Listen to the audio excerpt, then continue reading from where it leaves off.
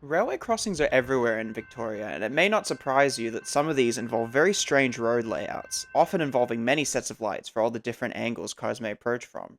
Reservoir was quite the chaotic railway crossing when it was around. Luckily, I never had to drive through there myself. And Sky Road on the Frankston line was absolutely ridiculous with how many different roads intersected at it. Even now, the intersection is still confusing. With the recent LXRA project, a lot of the weirder and larger road crossings are being removed, with many of the crossings remaining being a simple small road crossing. One example of these weird crossing layouts are the roundabout crossings, where a railway cuts straight through the center of a roundabout. Currently, in Victoria, there are only 4 of these remaining, with one within the city being listed on LXRA's plans for removal. The other 2 existing in the regional city of Mildura, only seeing like 1 or 2 daily freight trains. Today we're going to have a look at these crossings, as well as discussing the crossings like this that used to exist, and maybe a few others around Australia as well. The first crossing we'll visit is the Wickham Road and Worthing Road crossing in Hyatt on the Frankston line, located within the residential streets on not really the busiest roads. This crossing is being removed as part of the LXRA project, with all remaining crossings on the Frankston line being either closed or grade separated. I think if their aim wasn't to eliminate all the crossings on this line, this crossing may have dodged removal, although its proximity to Hyatt Station was likely the final straw for it. Next up is the New Street and Dendy Street level crossing in the scenic beachside suburb of Brighton, on the LXRA untouched Sandringham line. The roundabout itself here is a lot larger, and has 5 roads intersecting instead of just 4 at Hyatt. 6 if you count Railway Avenue. If Hyatt didn't seem interesting enough, this one definitely takes the cake as one of the weirdest railway crossing layouts still existing around Melbourne. The crossing equipment itself is all quite old as well, with mostly Mackenzie and Holland equipment. This was also one of the last crossings in Melbourne with old teardrop bells. Leaving the city, we head to a different, more rural city, Mildura, most well known for being the largest city in Victoria without a passenger rail service. I'll be honest, it was a bit too far out of the way for me to visit, but I definitely want to check it out in the future. There are a lot of interesting and overlooked railway crossings here, and of course, the main focus of the video, 2 roundabout railway crossings. One at the intersection of 11th Street and Benetook Avenue, and at 8th Street and San Mateo Avenue. The second of which being the only crossing like this without boom gates.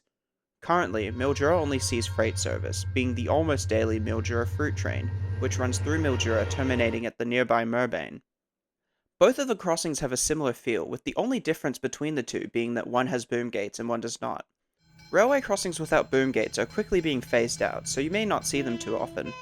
Although longer distance lines, such as the Mildura or Adelaide lines, still have a lot. Mildura itself still has quite a few dotted around the area, so it's cool that one of them happens to be an interesting setup like this. Another often overlooked roundabout crossing is at Yarra Glen, on the old Healesville railway line. Ever since this crossing was installed, it has never once had an actual train run through, and has since been neglected, with one of the gates snapping as well. Currently, however, the Yarra Valley Railway is working on reopening the line to Yarra Glen, which will mean the crossing will finally see actual usage. Very exciting. Surprisingly, or maybe not surprisingly, there used to be a few more roundabout railway crossings around the state, the most recent removal being the Wood Street level crossing in South Geelong. I never drove through this intersection myself, but from the looks of it, it had way too many roads intersecting that didn't really need to, and after removal, the main through traffic was prioritized with the new road layout. And either way, there were plenty of alternative routes for the small amount of people who may have often used the smaller connections. Fun fact is that this intersection was not a roundabout up until 2006, being just a normal road crossing. However, it likely became a bottleneck for road users once it started to get a bit busier. The other notable roundabout crossing which existed until late 2007 was the Taylors Road crossing next to the Keilor Plains railway station. It may not be very obvious even from the old street view which existed of the area, but the original intersection was a massive roundabout. If this existed, it would probably be one of my favorite crossings still around. There isn't any good photos of the whole setup, other than the historical satellite view, as well as this cav view which lets us see the specific equipment and such. And also since writing this video, I found that the video, as well as the whole channel, has been deleted, which is really unfortunate. During the removal to make way for the bridge to be built, as well as most of the underpass, the southern end of the roundabout was converted to a two-way road and the northern section closed. This also meant the closure of Sydenham Road, which is still closed south of McNichol Way to this day. Eventually, the project was complete, but the pedestrian crossing at the station remained, which, fun fact, is the second newest pedestrian crossing on the Melbourne network, after a new one was built in Diamond Creek as part of the track duplication in the area. Interestingly enough, there is one more roundabout crossing still in place in Victoria, on the Echuca Wharf line at Echuca, right next to the Murray River at the border to New South Wales. As far as I'm aware, there was never active protection here, and it hasn't actually seen trains for a while. But it's a cool thing to see, and even the signs show the track through the roundabout. And of course, you can't forget about the static steam loco at the Echuca Wharf at the end of the line. Now that we've covered all there is in Victoria, we'll head over to the other states in Australia. Not all have roundabout crossings, but there are a select few. First, let's visit Fremantle in Western Australia. I've done my fair share of scouring Google Street View looking at crossings, and my main takeaway from all of that is that Western Australia has by far the most boring setups. Lots of straight roads with not really any interesting features, apart from the bells, of course, if the crossing has bells to begin with. But one outlier is the Phillimore Street Railway Crossing in Fremantle. This is not your typical roundabout. It's far from neat, but it does make for a weird and interesting arrangement, especially with all the slip lanes and all the roads going all over the place. Tasmania as well has a few roundabout crossings, and with Tasmania's theme of blending into the surroundings, the crossings are quite basic, with really only the bare minimum warning for drivers. There are two of these here in Devonport.